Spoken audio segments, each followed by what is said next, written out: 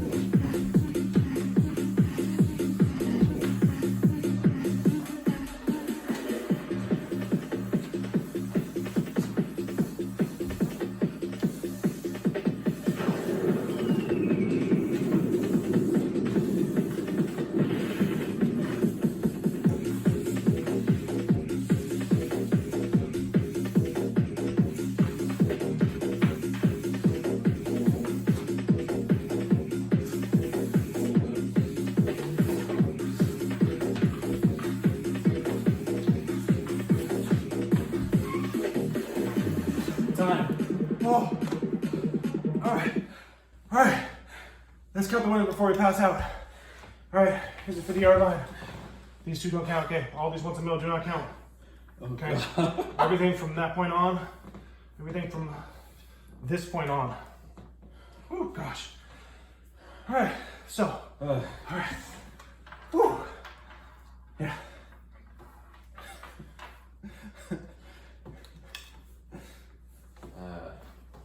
I think it's fair to say that Adam won. You got 21. Maybe 21. Maybe 3 more. 24. I win! Hey everybody, welcome to the very first Young Life Emoji Quiz. Today's theme is movies. I'm your host, Eric Berger. I've had so much coffee today that I can see through time, and my participant here is Ryan Berger. Ryan Berger is a worship director at Bethany Baptist, and here we have his son, Oliver Ryan Berger, the cutest. This game is very simple. Basically, we'll just give you a set of emojis, and you just have to guess what the movie is. Our example is this one right here. Maybe not. Our first example is a spider and then some dude. You can probably guess what it is. I'm gonna say it's Spider-Man. Wow, good job. You're so Final smart. answer. Round of applause for Ryan. All right, now we're gonna add a little bit of I don't know, stakes to this game. There's 11 questions. If Ryan gets more than, or 10 or 11. If Ryan gets 8 or more, I have to drink a shot of apple cider vinegar. If he gets less than that, he has to drink a shot of apple cider vinegar. And I hate vinegar. It is the worst thing ever made. And if I get 20 questions out of 10, Oliver's gonna drink a shot of vinegar. All right, our next one here is, Ryan, do you know what it is? I see eyeballs and a fish. That's exactly what it is. Eyeballs on a fish. Good So job. I'm gonna guess Finding Nemo. And that is correct. Finding Nemo, that is correct. Ryan's got 1 point on the board. Good job, Ryan. Next question, we got A bunch of turtles and a rat. and a rat. I'm gonna say the Teenage Mutant Ninja Turtles. It is the Teenage Mutant Ninja Turtles, that is correct. What is this? We have a knife, a woman, and a shower. Oh wait, what's the name of it? It's the lady in the shower and the guy. That is the scene. What is the movie from? No, don't, no. I don't know the name of the movie. No, There was a TV show called Bates Motel. Oh gosh. Ugh. That's the hint. Bates Motel No, is I the know hint. it, but I don't. 5, I can picture 4, the scene and 3, I can picture the scene in my 2, head. 1. I don't know. It's Psycho. The movie is Psycho. Ah. This one. Oh, that's pretty easy. Beauty and the Beast. Yes, good job. Good job. How many do I have to get right? Like 8. This one, pretty simple. I think you could get it. Lightning bolt and a mustache guy and a hammer is Thor. That is Thor, correct. There you have this one. We have a night sky, a guy, a flashlight, some statue head, and a monkey. You can see my hand shaking right now. That's all the coffee. I wasn't lying when I said I've seen a lot. I've had a lot of coffee. Indiana Jones? Oof. Nope. I will give you a hint. That lead actor in this movie was in Zoolander. He was the lead actor of Zoolander. Oh, Night at the Museum. Night at the Museum. All right, next we have some notes, a microphone, and a symbol. I mean, that could be any movie with music in it. You're right, it could be any movie, but it's a very specific movie. Oh, It is it Sing? is not Sing. But there's music notes. You're right. There's a very specific answer that I'm going for, though. All right, I don't know. I can give you a hint. Oh, what's that movie? It's got Anna Kendrick Oh in it. yeah. My wife loves this movie, and there's 3 of them. There are 3 of them. That's right. Shoot, what's it called? Ryan, I'll give you another 5-second countdown. 5. No, what is it? 4. Oh, Pitch Perfect. Pitch Perfect. That is correct. Dang it, I was really hoping that he'd... Oh, it is lagging again. We're back. Our next set of emojis. Is Benjamin Button. Yes, it is. The Full title. The of- Curious Case. of Curious. I'll give it Benjamin to him. Button. Close enough. All right, next. This one's actually pretty difficult. I don't think you're gonna get this A one. whale and an arrow and an ocean. It's not Jaws. Oh, there's a whale. Do you have a hint for this one? We couldn't find. The whale turns into the ocean. The whale. He has no idea. We didn't have a jetty emoji. What? Yes, a jetty. You know, like the rocks. And So a beached The- whale. no. Okay, so the movie is about a whale that has to. Well, it's about a boy who befriends a whale, and he has to jump over the rocks in order to go to the ocean and be free. It is a. There's one very iconic scene in this movie. Okay, I must be an idiot because I have no It's idea. what fine. you're I've talking never about. seen the movie, but I know exactly what the scene is. The movie is Free Willy. Oh, Dang it. I guess I've heard of it, Again. but Dang it. We're back again. We have a ring and a TV. is this a Right. horror movie? I can neither confirm nor deny that this is a horror movie. I mean, I know there's a movie called The Ring.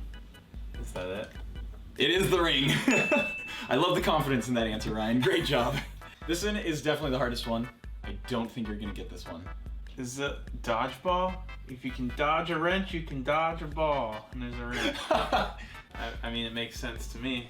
But there's also an A orange clock. and a clock as well. I don't know. They throw an orange in a clock.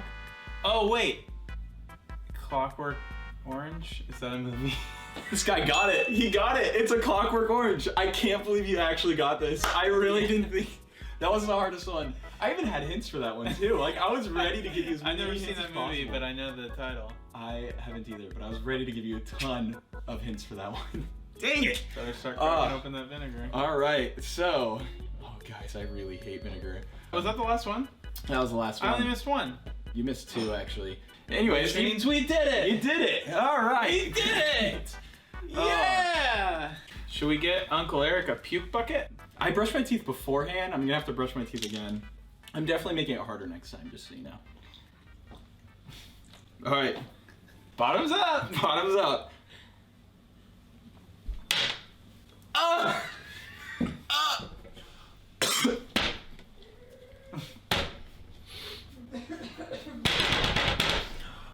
So you like it? Oh, it tastes great. It tastes great. Oh.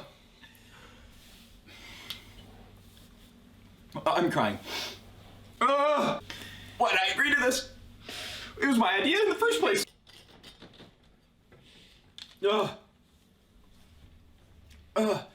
Join us next time for our next emoji quiz. Whenever that's gonna be. When Eric loses again. When I lose again. Yeah. Yeah. My name's Eric Berger. This was Never a Microphone. Thanks for watching.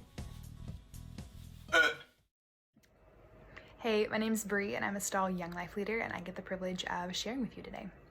So I'm gonna start with a quick story about this crazy performance that me and a group of friends went to a couple months ago. It's called Cirque du Soleil. You might have heard of them before, you might not have. Also, I'm never really sure if I'm saying it correctly. Cirque du Soleil. Anyway, hopefully I am. So I'm gonna show you actually some quick pictures about what this whole group is about because they're crazy and you have to see them.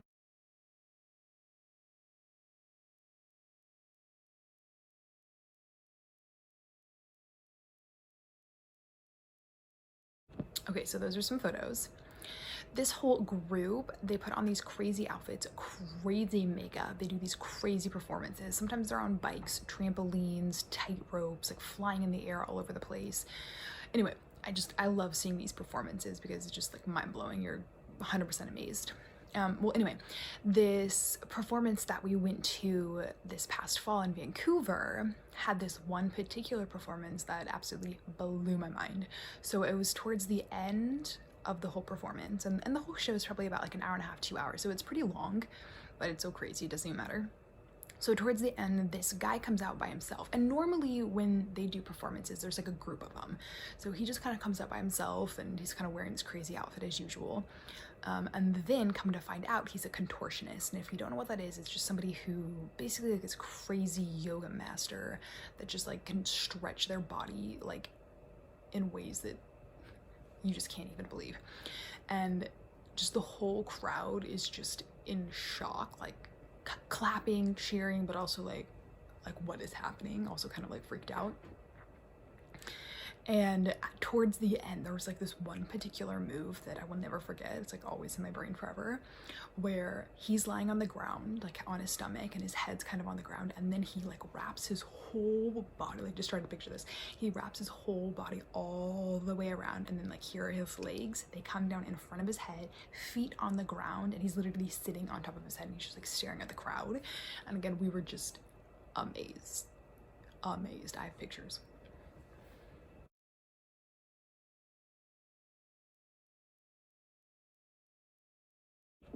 Okay, so those are some pictures so you can actually see with your own eyes kind of the truth of the contortionist. And this kind of story of seeing something amazing that you wouldn't normally like believe kind of connects with this passage in the Bible that I'm going to read from Mark 16. Just of this story of people seeing this amazing moment and this amazing truth that's kind of hard to believe just with your ears. Okay, so Mark 16, and a little bit before Mark 16, that talks about Jesus' life and Jesus's death. So Jesus just died right before this. So Mark 16, it says, when the Sabbath was over, Mary Magdalene, Mary the mother of James, and Salome, don't know if I said that right, bought spices so that they might go to anoint Jesus's body. So there's just a group of women, group of friends that decide that they want to go pay their respects to Jesus. So they have these spices, like these things that smell good, and they're going to go kind of lay it around the tomb, lay them on Jesus just out of respect. Very early on the first day of the week, just after sunrise, they were on their way to the tomb and they asked each other, who will roll the stone away from the entrance of the tomb? So, they're kind of talking as they're walking, and they're realizing that there's this giant stone right outside of the tomb that kind of blocks the entrance to the tomb to kind of protect his body. And they're thinking like, okay, if we want to go and put these spices everywhere, like we're going to somehow have to roll away the tomb or roll away the stone. But when they looked up, they saw that the stone, which was very large, had been rolled away. So they get there and they realize, oh, someone already did it, weird. As they entered the tomb, they saw a young man dressed in a white robe sitting on the right side, and they were alarmed. So they go in and they see somebody's there. "Don't be alarmed," he said. "You are looking for Jesus the Nazarene, who was crucified. He has risen. He is not here. See the place where they laid him. But go, tell his disciples and Peter." So this man is claiming that Jesus isn't here. He's risen. Now go tell people. Okay. And if you can imagine, you're hearing the story, kind of hard to believe, right? It's kind of hard to believe that this person who passed away is now all of a sudden walking around and alive. And it says in here that the women, they left trembling, bewildered, and they actually didn't tell anybody because they were afraid, right? That's a natural reaction to something that you just heard that's really hard to believe, okay?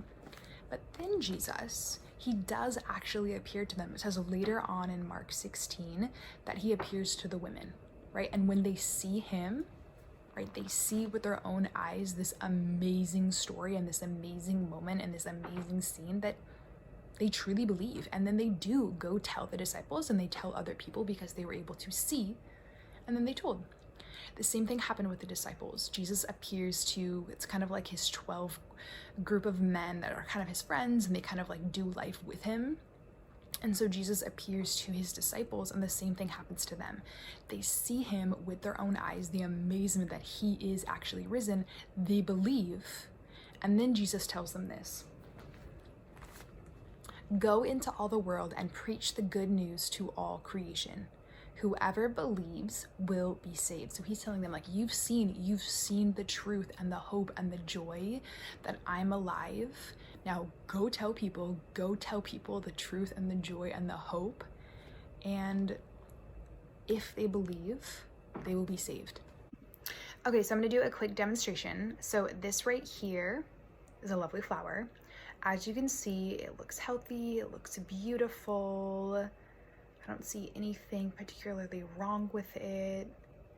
But then as you notice, it's been cut off from its life source.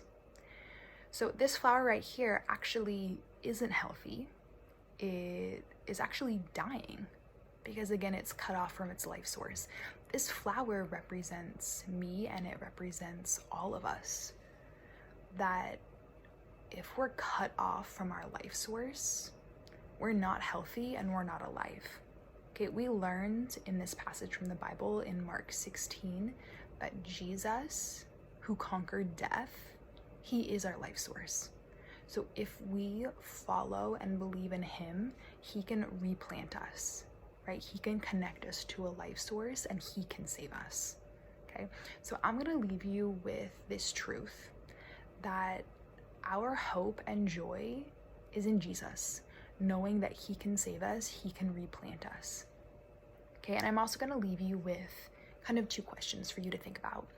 The first question is, have you seen God for yourself, right? Mary Magdalene, the group of women, the disciples, they were all able to see and be amazed and believe, right? The contortionist that I told you earlier in this talk, like, I had to see to believe that. So the question is, have you seen God? And that obviously is going to look a lot different than the disciples, right? The disciples, they were able to have conversations with him. They could sit down and have dinner with him.